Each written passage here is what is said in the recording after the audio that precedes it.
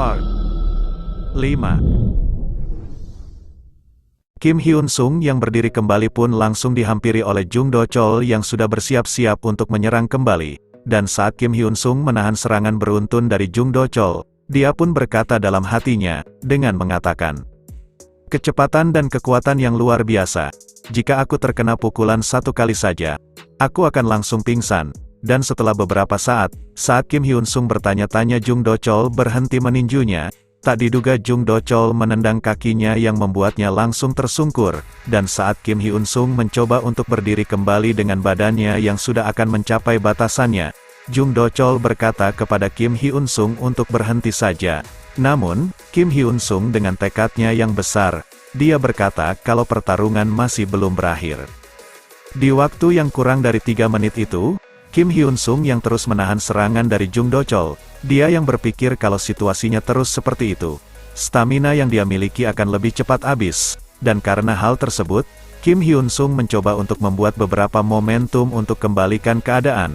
Namun saat dia melancarkan serangannya, Jung Do Chol bisa menghindari serangan tersebut dan langsung menyerang balik Kim Hyun Sung tepat mengenai dagunya, sehingga membuat Kim Hyun Sung terjatuh. Jung Do Chol yang melihat keadaan Kim Hyun Sung, dia pun berkata dalam hatinya, dengan mengatakan, "Sudah selesai. Apa 1 menit sudah berlalu, sebenarnya dia beberapa kali melawan. Itu pasti karena aku meninjunya dengan pelan, sehingga tidak membutuhkan waktu yang lama untuk lukanya pulih. Tidak, sebenarnya, peduli dengan lukanya itu hanya alasan saja. Aku sedang mencoba untuk membuatnya pulang. Tapi sebenarnya dia sudah lulus, jadi aku tidak punya pilihan lain selain menerimanya. Aku mencoba untuk membodohi diriku sendiri seperti itu lagi, tapi aku tidak akan menjual harga diriku begitu saja pada bajingan yang bahkan tidak bisa menahan ini."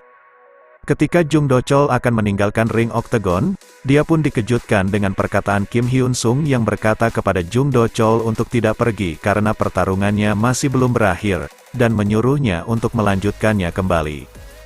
Jung Do Chol yang melihat ke arah wajah Kim Hyun Sung yang sudah babak belur, dia yang melihat sorot mata dari Kim Hyun Sung pun berkata dalam hatinya, "Tekad bajingan ini sepertinya bukan tekad biasa. Aku harus mengakhirinya sebelum semuanya menjadi lebih parah dari ini." Kemudian Jung Do Chol berkata, "Kepedulianku berakhir sampai di sini. Mulai saat ini, aku tidak akan bersikap santai lagi, ingat itu." Jung Do Chol yang bergerak kembali dan terus melancarkan serangannya kepada Kim Hyun Sung. Kim Hyun Sung yang hanya bisa menahan serangan tersebut, saat dia menyadari kalau serangannya berhenti seperti beberapa waktu yang lalu, dia yang berpikir kalau Jung Do Chol menyerang bagian kakinya kembali, dia pun mencoba untuk bersiap-siap menahan serangan tersebut. Namun tak diduga Jung Do Chol menyerang bagian ulu hati, sehingga Kim Hyun Sung mendapatkan serangan telak dan langsung terjatuh. Jung Do Chol yang melihatnya pun berkata kalau pertandingannya tersisa 1 menit 30 detik, dan jika Kim Hyun Sung tidak bangun dalam waktu 15 detik, Jung Do Chol berkata kalau dia akan menganggap Kim Hyun Sung kalah. Kim Hyun Sung yang mendengar itu pun mencoba untuk bangun kembali, tetapi tubuhnya sudah mulai mencapai batasnya, sehingga dia pun tersungkur kembali.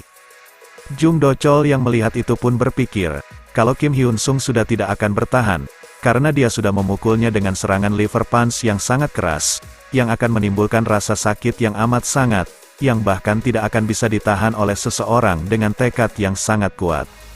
Saat Jung Do Chol berjalan untuk meninggalkan ring oktagon, Kim Hyun Sung pun berteriak dengan mengatakan bangun, untuk memotivasi dirinya, dan setelah itu, dia pun berkata dalam hatinya, dengan mengatakan, "Dasar bodoh, kau sudah menunggu momen ini sejak lama. Saat kau dalam keadaan koma selama 10 tahun, kau berdoa setiap hari, untuk mengembalikan waktu lagi dan lagi. Bajingan sialan, setiap hari kau berdoa agar orang lain membunuhmu, tapi kau bahkan tidak bisa menahan rasa sakit sekecil ini. Bangun, jika kau tidak mau masa lalu itu terulang lagi. Bangun sialan, asalkan aku bisa membalaskan dendamku, tidak masalah jika aku harus jatuh dalam neraka. Jadi, sampai aku bisa menghancurkan bajingan sialan itu berkeping-keping, aku tidak boleh jatuh." Di sisi Jung Do Chol, dia yang melihat Kim Hyun Sung berdiri kembali, dia pun berkata dalam hatinya, dengan mengatakan, "Tinjuan barusan itu, adalah tinjuan yang bahkan fighter profesional saja kesulitan untuk pulih. Kehidupan apa yang kau jalani selama ini, jika orang seperti dia menjadi cukup kuat untuk bertarung, seluruh hidup dia mungkin akan hancur. Aku mengerti keputusanmu, tapi, aku tidak bisa membiarkanmu hidup penuh dengan penyesalan seperti aku. Jung Do-chol pun bergerak dengan cepat dan langsung melancarkan serangan. Meski Kim Hyun-sung menyadari itu, karena tubuhnya sudah mencapai batasannya, dia pun tak bisa berbuat apa-apa dan serangan itu pun tepat mengenai wajahnya, dan di sisa waktu pertarungan tersebut, sambil melancarkan serangan terhadap Kim Hyun-sung, Jung Do-chol berkata dalam hatinya, dengan mengatakan, "Tahan, tahan, tahan, bahkan jika hidungmu hancur lebur, atau gigimu patah, apapun yang terjadi, tahan." Dan saat Jung Do-chol menyerang tepat mengenai perut Kim Hyun-sung yang membuatnya terhempas membentur batas ring, di saat akan melancarkan serangan lanjutannya, sebelum serangan itu mengenai Kim Hyun-sung, waktu pertandingan yang sudah selesai pun berdering, sehingga membuat serangan terakhir Jung Do-chol pun terhenti, dan sambil meninggalkan ring oktagon, Jung Do-chol berkata, "Sialan, kau punya daya tahan yang cukup hebat juga. Sekarang rumah sakit sudah tutup, jadi pergi periksa besok. Dan jangan bilang siapapun kalau aku yang melakukan ini. Hei kau, ikut aku. Aku akan memberikan nomor rekeningku." Kembali ke waktu di mana Jung Do-chol sedang melihat pesan yang ada di handphonenya. Beberapa hari yang lalu, broker dari Asosiasi MMA Pemula memberikan penawaran. Mereka bilang, mereka akan membayar Jung Do-chol jika dia menggunakan obat satu kali lagi dan bergabung dalam turnamen mereka untuk menggemparkan publik. Jung Do-chol yang melihat rekeningnya yang sudah diisi oleh Kim Hyun-sung, dia berkata dalam hatinya, kalau bukan karena Kim Hyun-sung sudah mentransfer uang kepadanya, mungkin dia akan menerima tawaran dari Asosiasi MMA Pemula. Di tempat lain, di kediaman Kim Hyun-sung, dia yang sedang makan bersama neneknya mencoba menjelaskan tentang keadaannya dengan berkata kalau dia hanya bertengkar dengan beberapa anak di sekolah, dan menyuruh neneknya jangan terlalu khawatir karena itu bukan hal yang serius. Lalu Kim Hyun-sung bertanya, apakah mereka masih memiliki rekening tabungan iuran perumahan, dan neneknya menjawab kalau dia mempunyainya, dan selalu menyimpan 100.000 won setiap bulan selama setahun. Kim Hyun-sung berkata kalau dia mendengar, kalau konstruksi Myung-jin meluncurkan program iuran apartemen pada bulan tersebut, dan bertanya tentang pendapat bagaimana jika mereka mencobanya. Mungkin siapa tahu, kalau mereka bisa beruntung dan mendapatkannya. Namun neneknya berkata, meski jika mereka terpilih, mereka tetap tidak bisa masuk jika tidak punya uang. Kemudian Kim Hyun-sung menjawab, dengan berkata, itu hanya bagi mereka yang kurang berpendidikan. Zaman sekarang, kita bisa meminjam uang dari bank dengan mudah, dan bisa dibayar kembali dengan menjual tempat ini. Jika kedepannya kita tidak bisa mengurusnya, kita bisa menjualnya kepada orang lain. Nenek Kim Hyun-sung yang mendengar itu, dia pun berkata, sejak kapan Kim Hyun-sung menjadi ahli properti? Dan Kim Hyun-sung, sambil tersenyum, dia menjawab kalau dia tidak seahli itu, lalu berkata dalam hatinya, dengan mengatakan, Go Chang-bum akan memasukkan nenekku ke dalam daftar yang terpilih. Aku hanya ingin memberikan nenekku 100 juta won seperti yang aku berikan pada Jung Do-chol. Tapi mungkin nenek akan menanyakan dari mana uang itu berasal. Tapi jika aku melakukannya seperti ini, nenek tidak akan curiga. Keesokan harinya, di atap sekolah, Shin Yong-min dan Park Jin-woo yang bertemu kembali. Shin Yong-min yang sudah mengetahui keadaan Kim Hyun-sung yang sudah babak belur pun mengira kalau perbuatan tersebut dikarenakan oleh Park Jin-woo. Sehingga dia pun mengapresiasi perbuatan Park Jin-woo, dengan berkata, kerja bagus, Jin-woo, kau luar biasa. Aku sudah mendengar semuanya dari murid baru. Kau menendangnya tepat setelah aku menceritakan tentang dia padamu kan? Namun, Park Jin-woo yang mendengar itu pun bertanya, apa yang Shin Yong-min katakan? Dan Shin Yong-min pun berkata kembali, dengan mengatakan, bajingan, jangan pura-pura tidak tahu. Dia mengamuk. Jadi aku pikir itu akan sedikit menyulitkan, tapi sepertinya kau menghajarnya dengan baik. Aku menyukaimu. Mulai sekarang, kau boleh memberitahu siapapun kalau kau dekat denganku. Pulang sekolah nanti, ayo kita nongkrong. Park Jin-woo yang merasa bingung sekaligus senang pun berpikir, kalau dia mempunyai kesempatan yang bagus untuk bergaul bersama Shin Yong-min, dia pun memanfaatkan situasi tersebut, dan berkata kepada Shin Yong-min kalau dia membutuhkan apapun, dia bisa mengatakan apapun itu kepadanya, dan Shin Yong-min pun mengapresiasi hal tersebut. Setelah beberapa saat setelah pertemuan dengan Shin Yong-min selesai, dia pun mencoba mencari tahu apa yang terjadi, dan saat melihat Kim Hyun-sung di kelasnya, dia pun berkata dalam hatinya, "Aku kemari ingin memeriksa keadaan." Tapi ada apa dengan wajahnya? Apa dia dihajar di luar sekolah karena sifatnya yang sombong? Jadi Shin Yong-min mengira aku yang memukulnya sampai babak belur seperti itu. Tapi karena dia dihajar sampai seperti itu, aku rasa dia tidak sekuat itu. Lain kali, aku akan mencobanya. Aku akan memukul pantatmu untuk memberikanmu pelajaran. Lalu, Park Jin-woo dengan raut wajah yang marah pun berkata kepada rekannya untuk mengancam semua anak baru untuk tidak berbicara atau bermain dengan Kim Hyun-sung. Dan kalau ada yang berani, Park Jin-woo berkata kalau dia akan membunuh mereka. Beberapa waktu pun berlalu, setelah sepulang sekolah, Kim Hyun-sung pun memulai pelatihannya dengan Jung Do-chol, yang berkata, "Kau butuh daya tahan untuk semua hal yang kau lakukan, terutama jika ingin menggunakan tubuh fisikmu. Yang ingin kukatakan adalah, jika kau lelah setelah melayangkan beberapa tinjuan, sebagus apapun kemampuanmu, itu tidak ada gunanya. Jika kau putus asa, bertahanlah seperti yang kau lakukan waktu itu. Jika kau gagal di tengah jalan, aku tidak akan mau mengajarimu lagi. 2 jam per hari, bertahanlah selama 2 jam. Setelah latihan selesai, Kim Hyun-sung yang terduduk karena kelelahan, dia pun berkata dalam hatinya, dengan mengatakan, "Aku harus melakukan ini. Shin Yong-min, jika aku ingin mengalahkan bajingan yang sudah latihan selama bertahun-tahun, aku harus menahan latihan fisik seperti ini tanpa mengeluh. Dan juga, Shin Yong-min bukan target terakhirku. Jika aku ingin menyeret keluar bajingan-bajingan Golden Circle yang sembunyi di belakang dia, aku harus menghajar semua orang yang lebih kuat dari Shin Yong-min." Dan tak berselang lama, Jung Do-chol yang menghampiri Kim Hyun-sung. Dia yang melihat keadaan Kim Hyun-sung pun berkata dalam hatinya, dengan mengatakan, "Dia benar-benar bertahan selama 2 jam penuh. Benar-benar bajingan dengan tekad kuat. Itu hanya 2 jam. Tapi dia pasti mencapai batas setiap detiknya. Anak ini punya potensi, haruskah aku coba melatihnya dengan metode itu?" Lalu, Jung Do-chol berkata, "Sejak aku dilarang untuk masuk ke ring oktagon, aku sudah meneliti bagaimana menjadi yang terbaik tanpa metode ilegal. Dengan begitu, meskipun karirku berakhir, murid-muridku masih bisa sukses. Mulai sekarang, aku akan menerapkan hasil penelitianku pada latihanmu.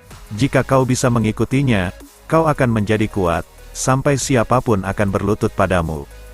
1 minggu kemudian, Kim Hyun-sung yang sedang duduk di bangku kelasnya, dia pun dihampiri oleh seseorang, dengan dia yang berkata, "Aku rasa ini tidak benar, ini keterlaluan. Kau tidak melakukan kesalahan apapun." Diketahui, pria tersebut bernama Kim Si-woo. Kim Si-woo pun melanjutkan perkataannya, dengan berkata, "Yah, kau sudah jauh berubah dari yang aku ingat tentangmu, jadi sulit bagiku untuk berbicara denganmu. Tapi aku tidak ingin berada di pihak yang sama dengan mereka yang mengabaikanmu. Jadi, ayo berteman." Kim Hyun-sung yang mendengar perkataannya, dia pun bertanya tentang apa maksud dari mengabaikannya, dan Kim Si-woo pun menjelaskannya dengan berkata, "Kau tidak menyadarinya. Kau tidak tahu Park Jin-woo berkeliling kelas untuk mengancam anak baru. Dia bilang dia akan membunuh siapapun yang mencoba untuk mendekatimu." Dan setelah mendengar itu, Kim Hyun-sung pun bertanya, kenapa Kim Si-woo justru menghampirinya setelah tahu apa yang terjadi. Dan Kim Si-woo berkata, "Hei, teganya kau mengatakan itu? Kita sudah dekat sejak SD. Sudah hampir 1 dekade. Meskipun aku dihajar sampai mati, aku tidak bisa mengabaikan temanku yang dibuli begitu saja." Di sisi Kim Hyun-sung, dia yang mengingat tentang Kim Si-woo, dia berkata dalam hatinya, dengan mengatakan, "Aku lupa tentang ini." Tentang siapa Kim Si-woo? Di masa lalu, setelah Kim Si-woo melihat aku dibuli, dia melindungiku, dan itu hanya sebentar. Tapi aku bisa terbebas dari kelompoknya Park Min-chul. Kemudian, mereka mengganti target mereka dan mulai membuli Kim Si-woo. Setelah dia dihajar habis-habisan sampai 1 kakinya patah, dia mulai pura-pura tidak mengenalku. Dan suatu hari, saat aku koma, dia datang dengan dia yang berkata, "Maafkan aku. Jika aku terus melindungimu, ini tidak akan terjadi. Aku sangat takut. Aku tidak bisa menerima kenyataan bahwa aku akan dihajar setiap jam istirahat. Aku pikir aku berani. Tapi saat aku berada di situasi itu, aku tidak bisa melakukan apapun. Jika kau sembuh, aku tidak akan meninggalkanmu sendirian. Kembali ke situasi, di mana Kim Hyun Sung dengan Kim Siwo yang sedang berbincang, dengan Kim Hyun Sung yang berkata, Jangan bertingkah seperti kita ini teman dekat, hentikan omong kosong ini dan lakukan seperti yang lain lakukan. Aku bisa mengurus urusanku sendiri. Jadi, jangan ikut campur. Lalu, Kim Siwo berkata, apa kau tidak mengerti seberapa seriusnya masalah ini? Jam istirahatnya sudah berakhir, jadi mari kita bicarakan ini lain kali. Tapi ingat, aku akan melakukan apa yang ingin aku lakukan. Aku tidak akan membiarkanmu sendirian. Tunggu saja, aku akan kembali saat istirahat berikutnya. Di saat waktu belajar, Kim Hyun Sung berkata dalam hatinya, aku tidak tahu apa yang ada di depanku atau seberapa banyak luka dan rasa sakit yang harus aku derita selama melawan Golden Circle. Aku tidak bisa membiarkan dia terlibat dalam hal ini. Itu hanya akan membuat dia menderita seperti waktu itu. Semua hubunganku kecuali keluargaku harus diputuskan. Bahkan jika itu hubungan baik, aku tidak bisa memutuskan hubungan dengan keluargaku. Tapi aku tidak boleh melibatkan orang lain dalam pertarungan ini. Aku harus mencari cara supaya Siwo mau meninggalkanku sendirian. Dia bilang dia akan kembali. Apa dia menyerah? Ini bagus. Aku tidak harus bersusah payah meyakinkannya untuk meninggalkanku sendirian. Dan tak lama, terdengar beberapa siswa yang sedang mengobrol dengan mereka yang berkata, Siwo yang malang? Kasihan dia. Maksudmu Kim Siwo? Ada apa? Aku melihat Park Jinwo membawanya. Haruskah kita melapor pada guru? Bagaimana jika dia balas dendam? Lebih baik pura-pura tidak tahu saja.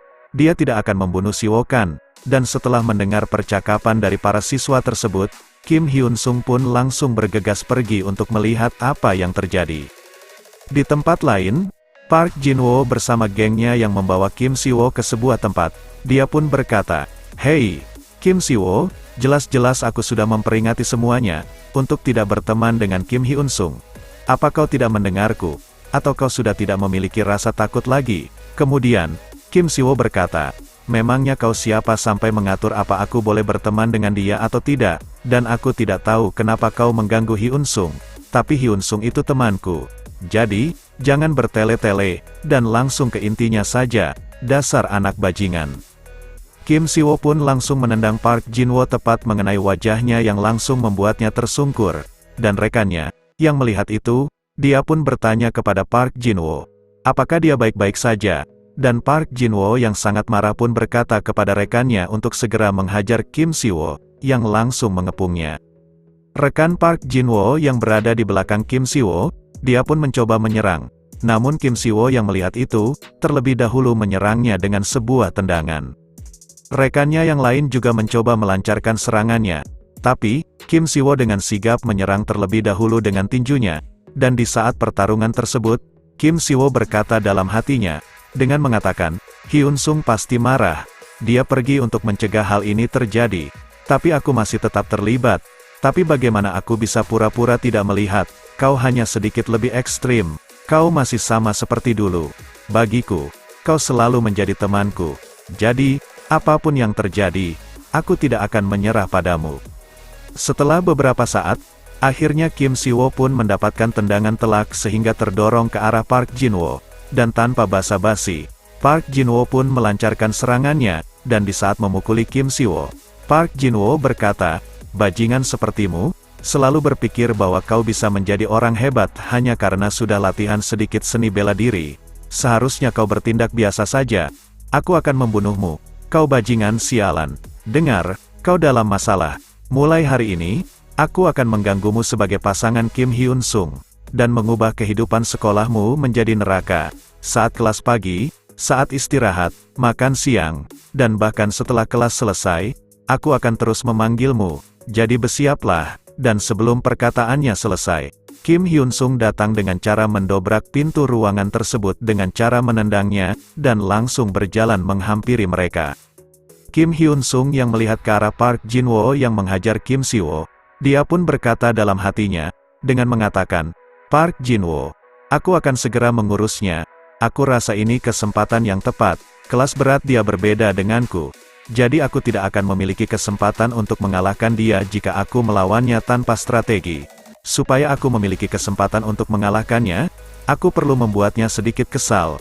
Kemudian, Kim Hyun Sung berkata, ada yang ingin aku katakan. Sebenarnya banyak, anak-anak bilang kau menghajar mereka ya. Kau tahu, itu lucu. Mereka dihajar oleh anak gendut yang hanya mengandalkan berat dan besar tubuhnya saja. Kau menang melawan Kim Siwo karena ada orang lain yang membantumu, apa aku salah? Dan di waktu yang bersamaan, Kim Hyun Sung berkata dalam hatinya, kalau dia akan membuat Park Jin-woo bertarung dengannya 1 lawan 1, dan di sisi rekan-rekan dari Park Jin-woo, mereka yang mendengar perkataan Kim Hyun Sung, mereka pun berkata, ya ampun, apa kau tidak sadar diri, kau ingin berakhir pincang, sama seperti Kim Siwo, dan sebelum perkataannya selesai, Park Jin-woo yang sangat marah pun memotong perkataan mereka dengan berkata, kalian semua, mundur, aku akan mengurus bajingan itu. Di sisi Kim Hyun Sung, dia berkata dalam hatinya, ya ampun, bajingan yang emosian. Bajingan ini akan menghajarku tanpa berpikir jernih. Dia menjadi ketua kelompoknya hanya karena tubuhnya, pergerakan dia besar, dan bahkan akan menjadi lebih besar. Kim Hyun Sung pun memprovokasinya kembali dengan berkata, hah, dengan ini saja kau sudah kalah, sayang sekali. Park Jin-woo yang terbawa emosi pun mencoba menyerangnya kembali, dan di waktu tersebut, Kim Hyun Sung berkata dalam hatinya kembali, dengan mengatakan, Park Jin-woo akan marah dan mencoba untuk mengalahkanku, percaya pada daya tahannya melawan pukulan. Tapi aku sudah belajar cara mengatasinya dari pelatih. Hampir berhasil, 1 pukulan, dan lagi, jadi dia tidak akan pernah bisa merangkak bangun lagi. Aku akan mengukir padanya hari ini. Aku harus melebih-lebihkannya. Park Jin-woo, yang sudah babak belur, dia pun meminta tolong kepada Kim Hyun Sung untuk berhenti menghajarnya, serta meminta maaf kepadanya. Lalu, Kim Hyun Sung yang mendengar itu, dia pun berkata, apa kau minta maaf? Hei, Park Jin-woo, coba bicara omong kosong itu lagi.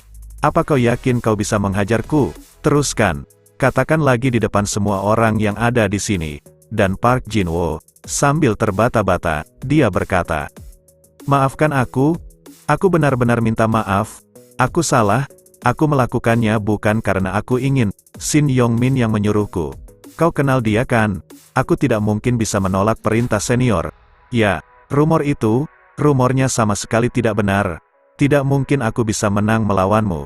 Tolong percayalah padaku. Aku hanya mengikuti perintahnya. Jika bukan bajingan sialan itu, dari awal ini tidak akan pernah terjadi. Jadi tolong hentikan. Aku berjanji aku tidak akan melakukan hal seperti ini lagi.